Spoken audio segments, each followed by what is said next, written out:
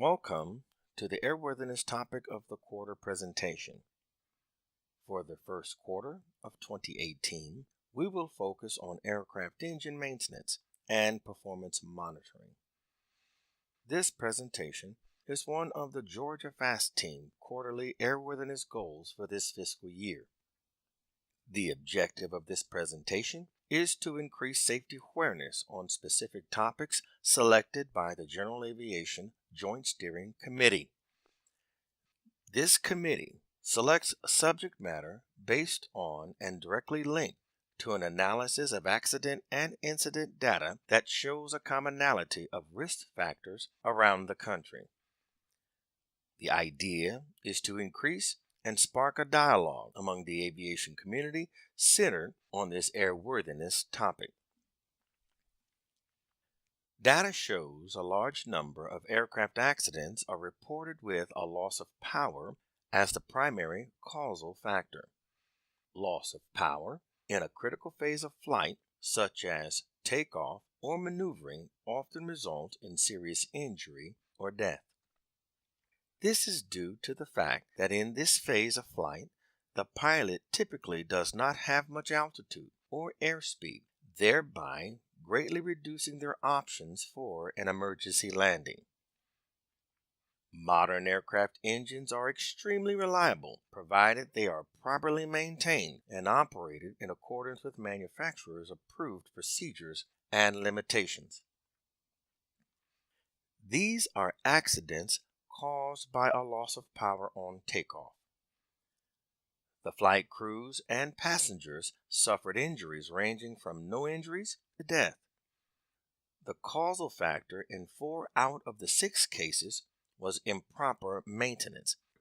The other 2 were mismanagement of fuel. These accidents could have been prevented if maintenance personnel or flight crews would have followed the manufacturer's procedures for maintenance and operation. Ideally, pilots and mechanics should work together to ensure the aircraft is operated and maintained properly.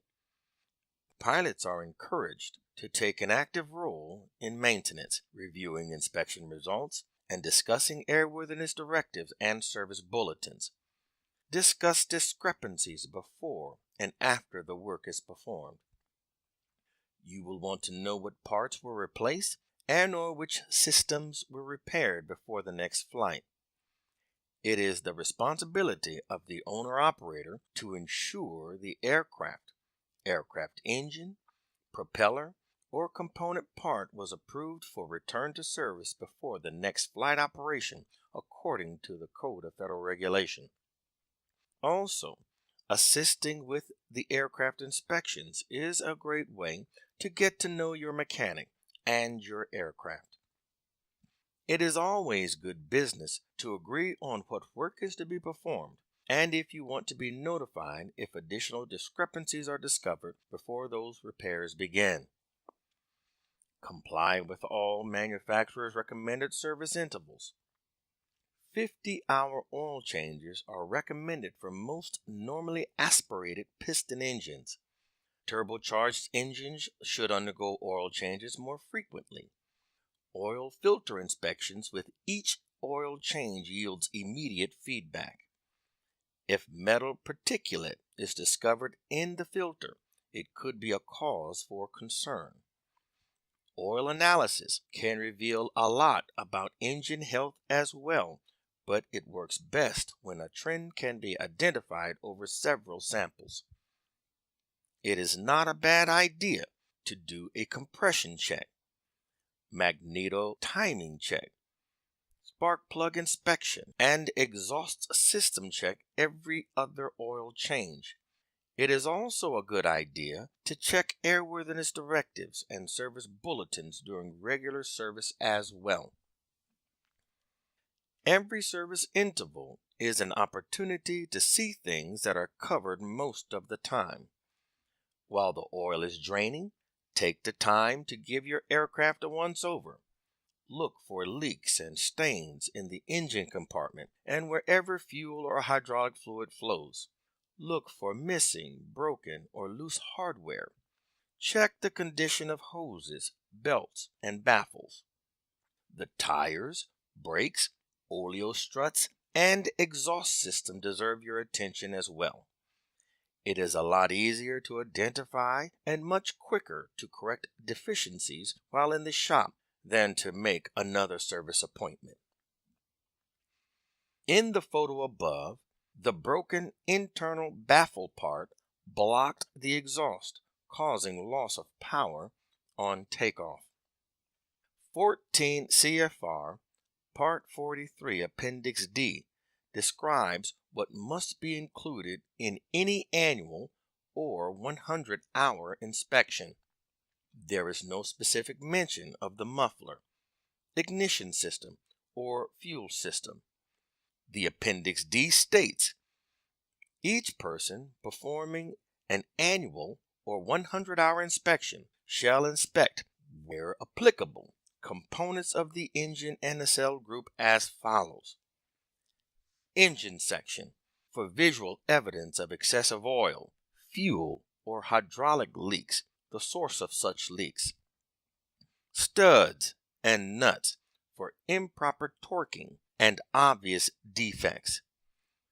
Internal engine, for cylinder compression and for metal particles or foreign matter on screens and sump drain plugs if there is weak cylinder pressure. If there is weak cylinder compression, for improper internal condition and improper internal tolerances. Engine mount, for cracks, looseness of mounting, and looseness of engine to mount. Flexible vibration dampeners, for poor condition and deterioration. Engine controls, for defects, improper travel, and improper safetying. Lines, hoses, and clamps, for leaks, improper condition and looseness. Exhaust stacks, for cracks, defects, and improper attachment. Accessories, for apparent defects in security of mounting. All systems, for improper installation, poor general condition, defects, and insecure attachments. Let's talk about flight data monitoring. Flight data monitoring has been around for a long time. In its infancy, monitoring flight data for the most part was analog, and the data was manually recorded with pen and paper. Now, in this digital age, flight data is captured in real time quickly and accurately without any action required of the flight crew. While it is true that most general aviation aircraft do not have dedicated automatic flight data recording devices, we will be able to enjoy the benefits of equipage in the future. In the meantime, it is surprising to see what we already have.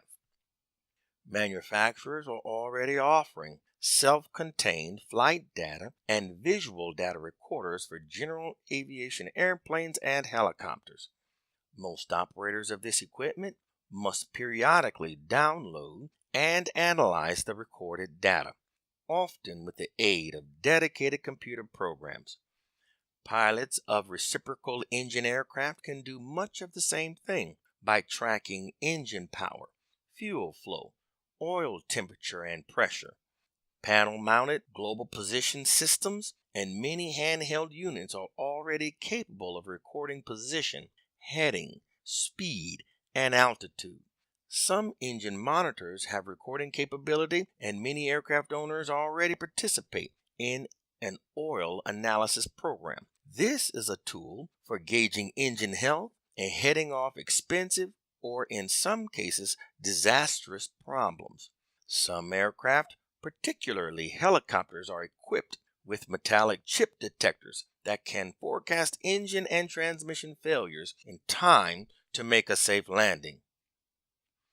In this case study, a Zenith or Zodiac 601 XL aircraft, the canopy opened on takeoff, resulting in a steep descent and hard landing.